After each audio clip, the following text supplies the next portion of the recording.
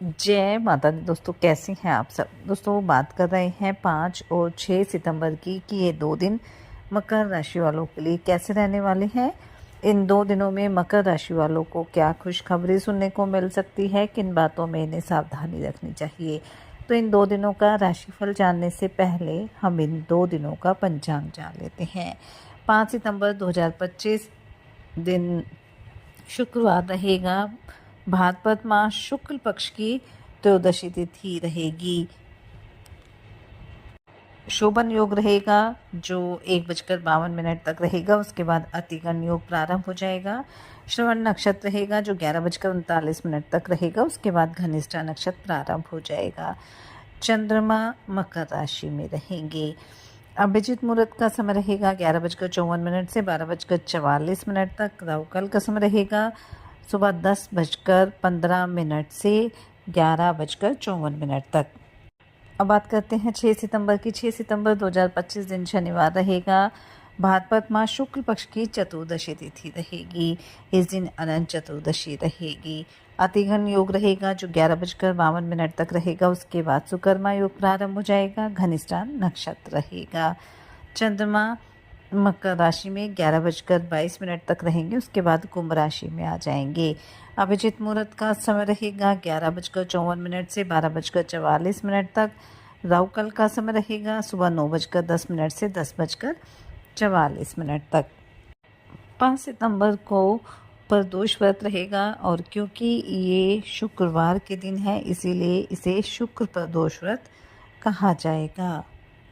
और ऐसा कहा जाता है कि इस दिन भगवान शिव और माता पार्वती की पूजा अर्चना करने से हमें विशेष फलों की प्राप्ति होती है और इसके साथ ही साथ तनाव से हमें मुक्ति मिलती है, जीवन में सुख समृद्धि बनी रहती है।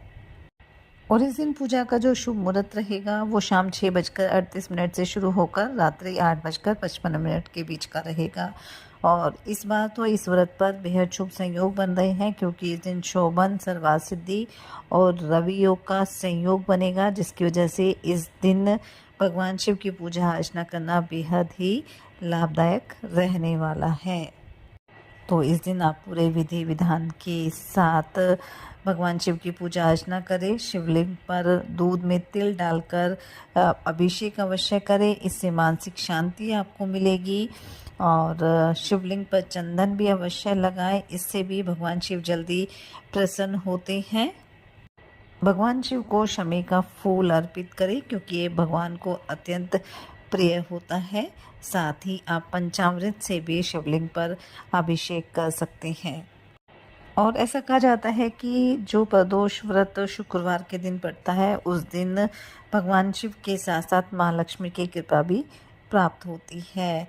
और अगर विवाहित महिलाएं इस व्रत को करती हैं तो उनके जीवन में खुशियों का आगमन होता है और पति की लंबी आयु होती है और घर परिवार में सुख शांति भी बनी रहती है। ये व्रत सुख समृद्धि स्वास्थ्य और संतान प्राप्ति के लिए विशेष रूप से किया जाता है।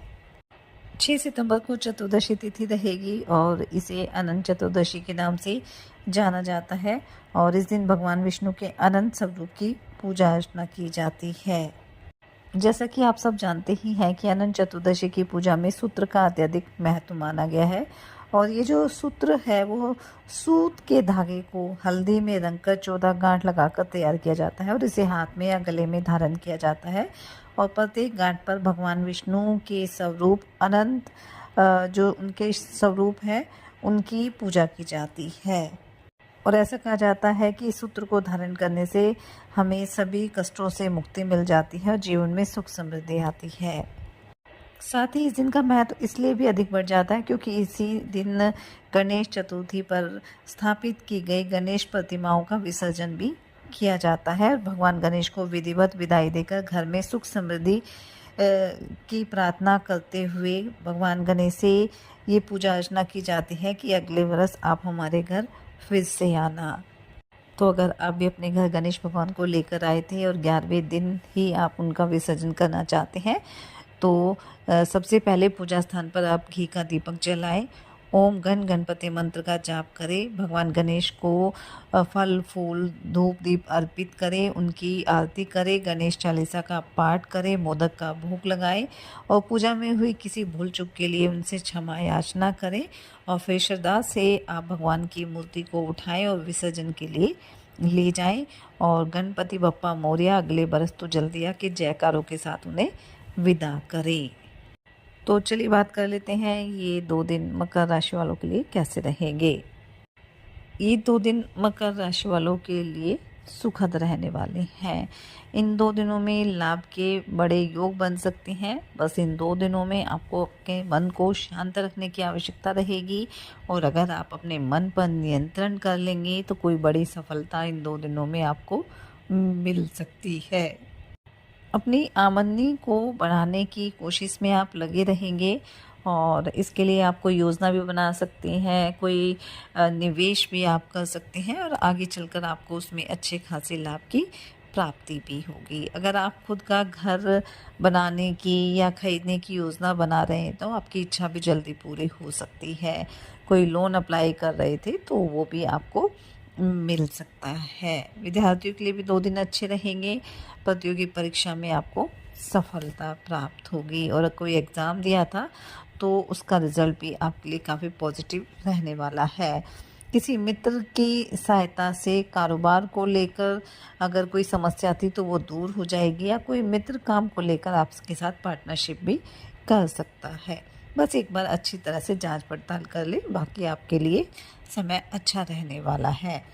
संतान की तरफ से भी आपका मन प्रसन्न रहेगा, संतान आपकी उम्मीदों पर खरी उतरेगी। माता पिता की ओर से भी कोई पैतृक संपत्ति आपको मिल सकती है जिससे आपका मन काफ़ी प्रसन्न रहने वाला है। दाम्पत्य जीवन आपका सुखद रहेगा, बस जीवन साथी का स्वास्थ्य थोड़ा कमज़ोर रह सकता है। वहीं प्रेम संबंधों के लिए भी 2 दिन अच्छे रहेंगे, आपके रिश्तों में मजबूती रहेगी और घर परिवार में अगर किसी भी तरह की अनबन थी तो इस अनबन को आपको बाहर लेकर नहीं जाना है या कोई आपकी ऐसी इम्पोर्टेंट बात है उसे बाहर कहीं भी शेयर नहीं करना है। और कारोबार में भी अगर किसी तरह की समस्या चल रही है तो अपने बड़ों की सलाह आपको ज़रूर लेनी है, आपको उसमें अच्छी राय ही मिलने वाली है।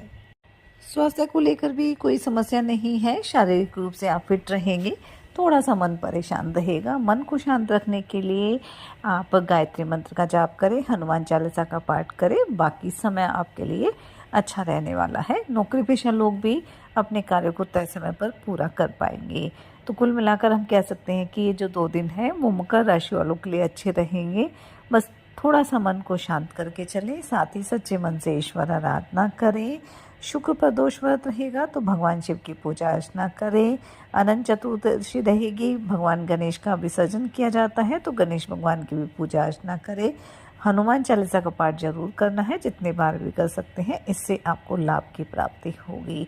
ये 2 दिन आपके लिए मंगलकारी रहे, शुभता भरे रहे, इसी मंगल कामना के साथ जय माता दी।